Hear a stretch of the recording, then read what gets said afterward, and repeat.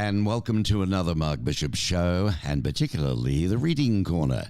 This is where we look at top books and books that are going to make it and books that maybe won't make it, but they're great stories, and I think they're worthwhile being on my show. And this particular author, I'm referring to author of by the name of Kenneth James Moore.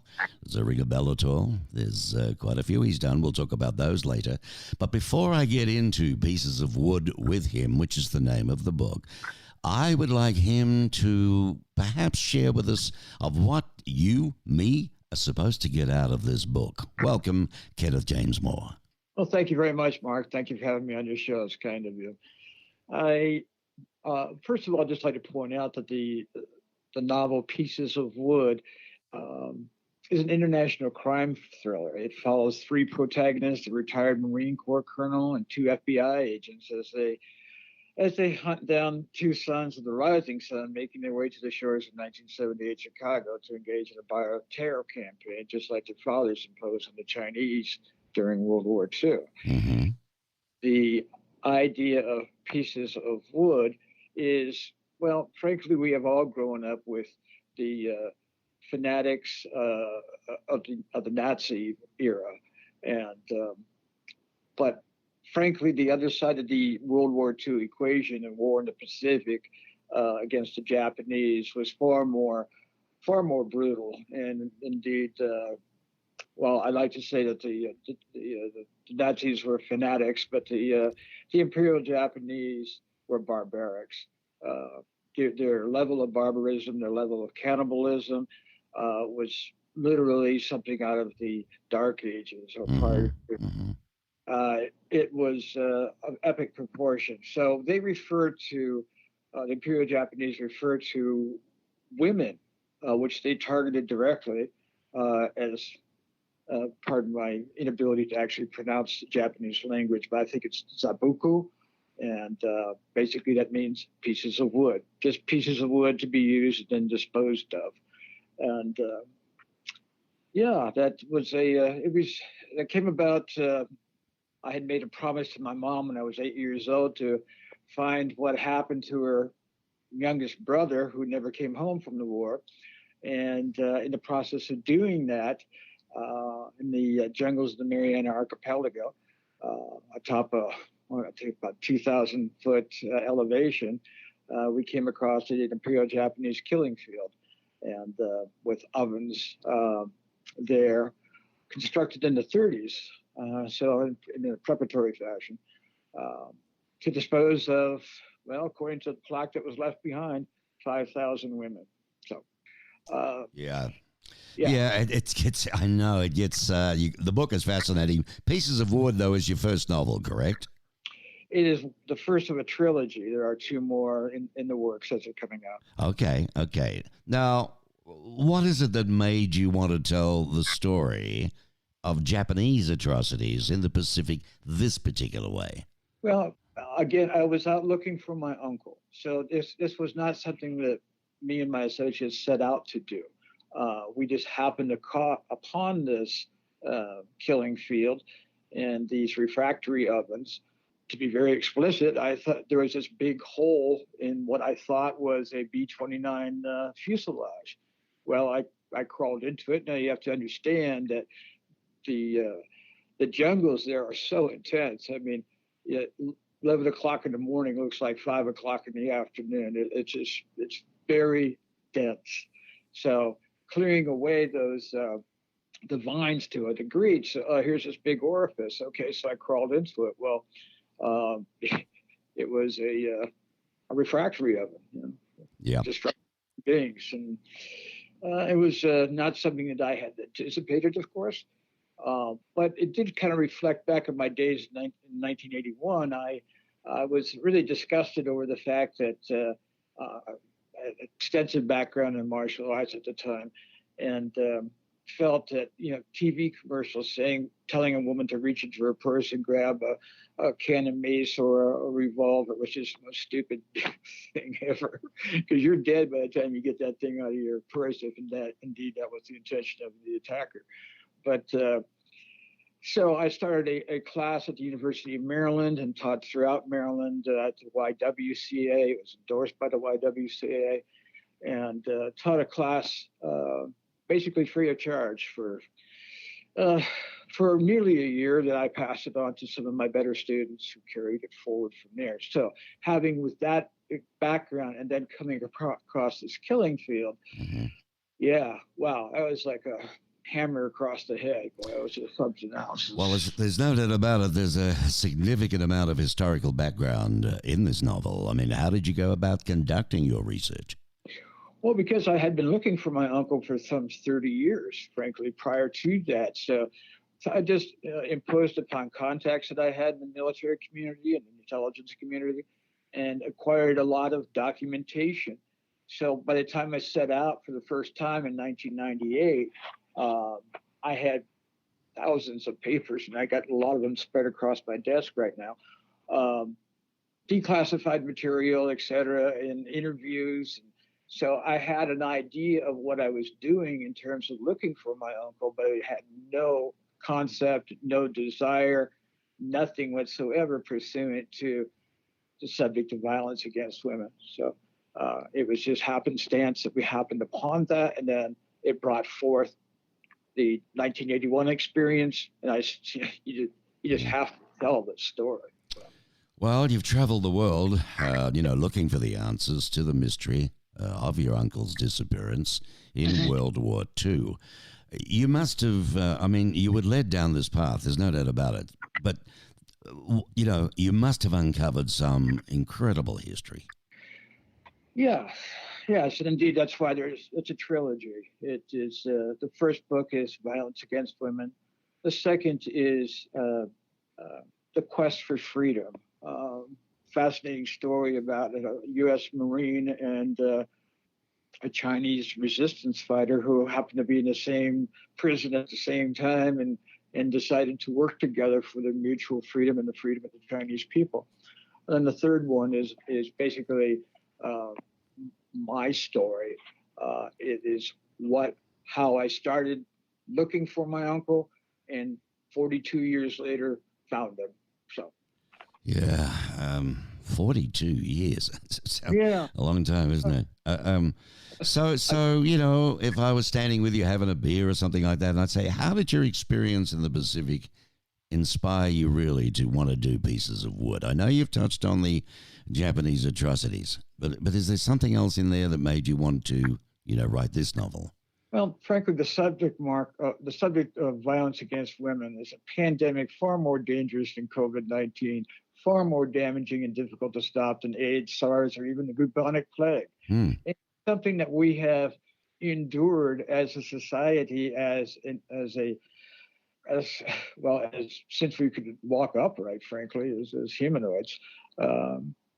And it needs to stop, because not every single case of violence against women is really an assault against society. You just can't have a society that develops beyond its developmental years and having this kind of barbarism continuing. And it becomes an epidemic because, again, one just simply leads to the other. But you asked me about what I wanted to convey actually about pieces of wood. It has to be seen as a warning to current generations that there's no room under the rug for anything more to be swept. Everything has to be put out and looked at. If light isn't shed on the horrors of the past, history can and ultimately will repeat itself, as everybody should know. And the violence against women the Imperial Japanese imposed has to be the epitome, the zenith, and it can never be repeated again. So that's what I like my readers to get out of this novel. Yeah, well, that's probably the most important thing readers should take away from Pieces of Wood. Was there anything personal in your life that, you seem pretty adamant about this cause? I mean, it's a heck of a great cause that you care about personally in this modern day life that we, live in. But was there anything in your own family close to your heart or friends scenario that, No, not at all. Just those damn TV commercials in the 80s. Oh, dear it is. It's amazing what sorts of things, spark us all on, isn't it? Because my mom and dad had a great relationship. Everybody in my family, I never knew of anyone, a man hitting a woman or anything like that.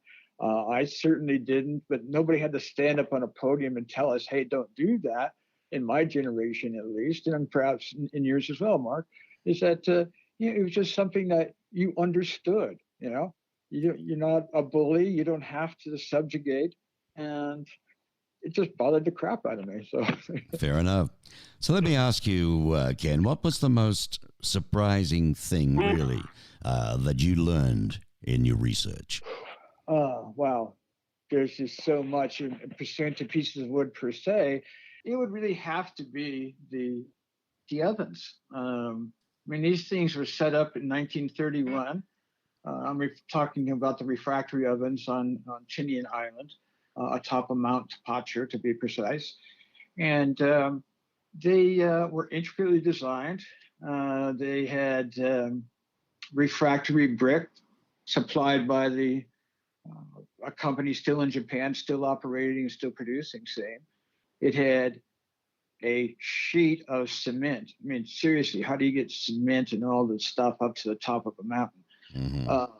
And then decorated brick on the outside.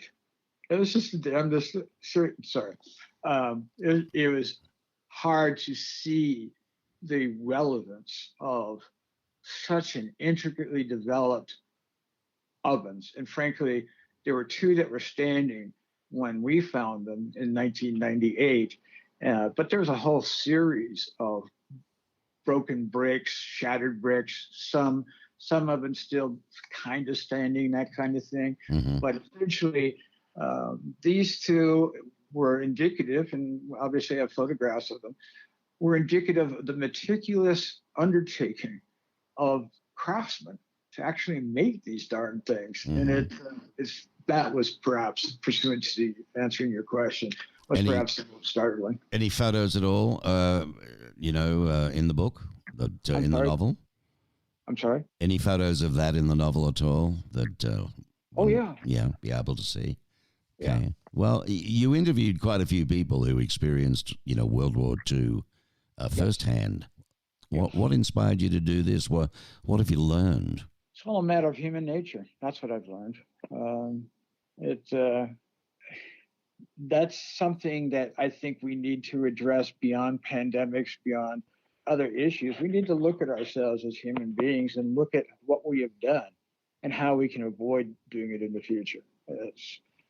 If we're going to survive, frankly, as a human race, we looked at. And if people do want to learn more about, World War II in the Pacific, what other reading do you recommend to them?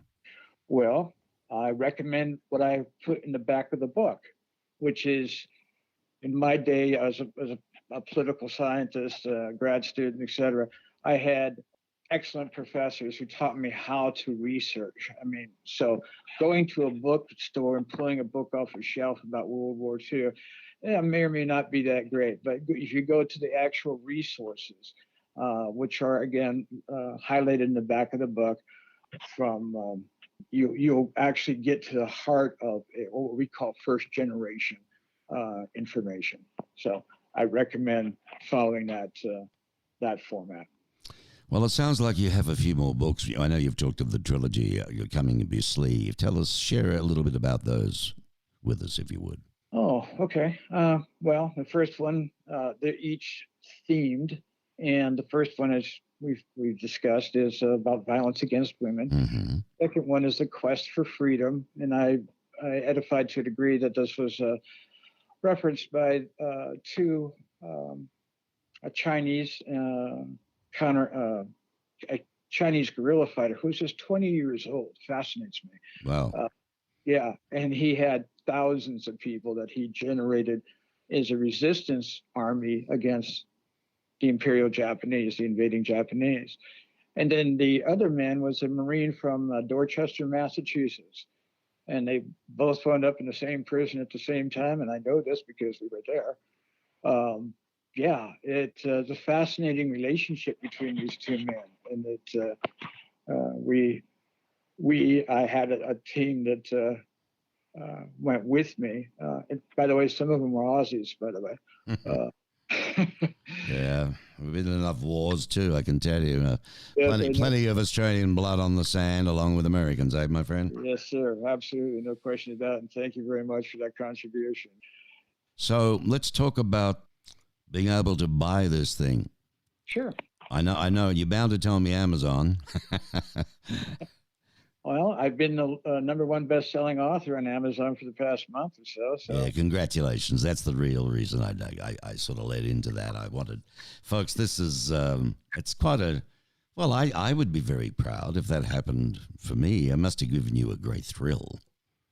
Yes. It had only been out for a few months at that point, and I have an excellent publicist, and it works in that direction. So people start reading it. The editor of the Detroit Free Press gave it 5 stars. Many people gave it 5 stars, but that one kind of stood out to me because he referred to it. I believe that was the Detroit Free Press guy. They referred to it as a light shining on modern victimization of women, like a Diogenes light. I'm terrible at terrible paraphrase, but essentially referred to Diogenes and the novel as basically the same thing, shining a light on the subject of violence against women. Well, there's no doubt about it, Kenneth James Moore, that you are a champion of the cause to eliminate violence against women. I mean, how does that come out in your book? Gets the message across, and what can ordinary people do to help? Well, we can start by going to www.piecesofwood.net. That's where you can buy the book.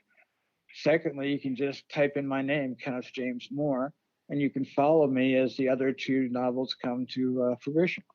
Of helping directly, well, I was a volunteer at the NSA for a long time, right out of college, and volunteerism is really what it's all about. So whatever's going on in one's community, and if they feel that they can contribute, they should. And also I've got up on my side, there's the link for the trailer video. This is a new thing today, isn't it, to do with new release novels and so on? Yes, apparently. And it's also coming out now on as an audio book for MP3 and all those modern technical things that people use. Yeah, audiobooks are popular. I listen to a couple. It's good. Sometimes it's easier than reading.